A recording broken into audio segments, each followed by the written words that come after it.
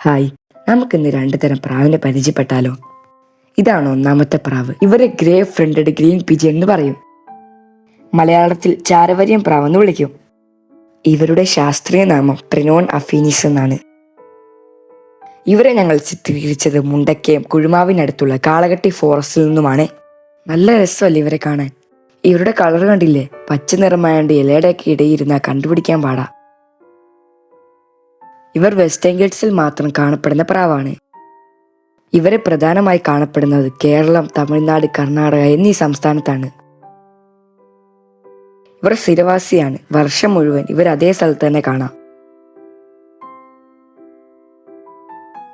വിത്തുകളും പഴങ്ങളുമാണ് ഇവരുടെ പ്രധാന ആഹാരം. ചിലപ്പോൾ ഒറ്റയ്ക്കോ ചെറു കൂട്ടങ്ങളായോ കാണപ്പെടുന്നു. മരത്തിൽ ചെറിയ കമ്പുകൾ കൊണ്ടാണ് കൂടുണ്ടാക്കുന്നത്. ഇവർ 2 മുട്ടകളാണ് ഇടുന്നത്.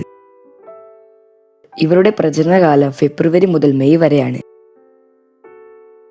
കുറച്ചു കഴിഞ്ഞപ്പോൾ അവൾ അടുത്തുള്ള വട്ടമരത്തിലേക്ക് പറന്നുപോയി.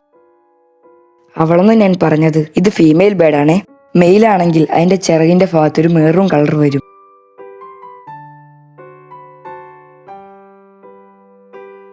അവൾ വട്ടമരത്തിന്റെ കായകൾ കഴിക്കുന്നത് കണ്ടില്ലേ? പ്രാവ് വർഗ്ഗങ്ങൾ ഉൾപ്പെടുന്ന കൊളംബിഡേ ഫാമിൽപ്പെട്ടവരാണ് ഇവരും. എനിക്ക് ഇവരുടെ കളർ ഭയങ്കര ഇഷ്ടമായി. അവരുടെ തൂവലിന്റെ ഒക്കെ ഡിസൈൻ കണ്ടില്ലേ? നല്ല ഭംഗിയില്ലേ കാണാൻ.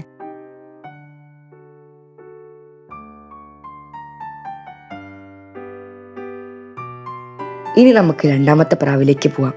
ഈ പ്രാവിന്റെ പേരാണ് സ്പോട്ടഡ് ഡൗ. മലയാളത്തിൽ ഇവരെ അരിപ്രാവ് എന്നാണ് വിളിക്കുന്നത്.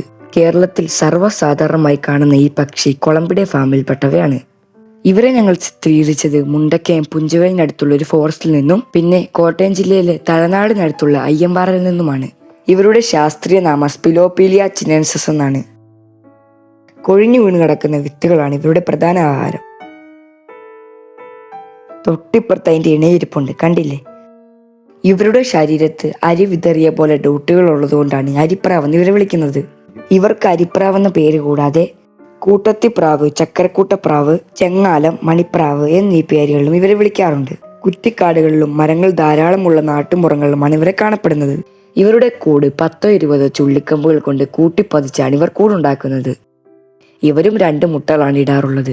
കൊഴിഞ്ഞു വീണ് നടക്കുന്ന വിത്തുകളാണ് ഇവരുടെ പ്രധാന ആഹാരം.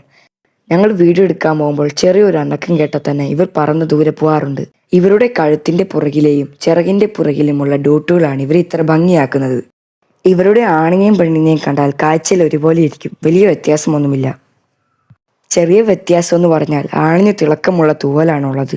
അത് കാഴ്ചയിൽ മനസ്സിലാക്കാൻ വലിയ പ്രയാസമാണ്. ഇനി നമുക്ക് അടുത്ത വീഡിയോയിൽ കാണാം. വീഡിയോ ഇഷ്ടപ്പെട്ടാൽ ലൈക്ക് ചെയ്യാനും ഷെയർ ചെയ്യാനും കമന്റ് ചെയ്യാനും മറക്കല്ലേ.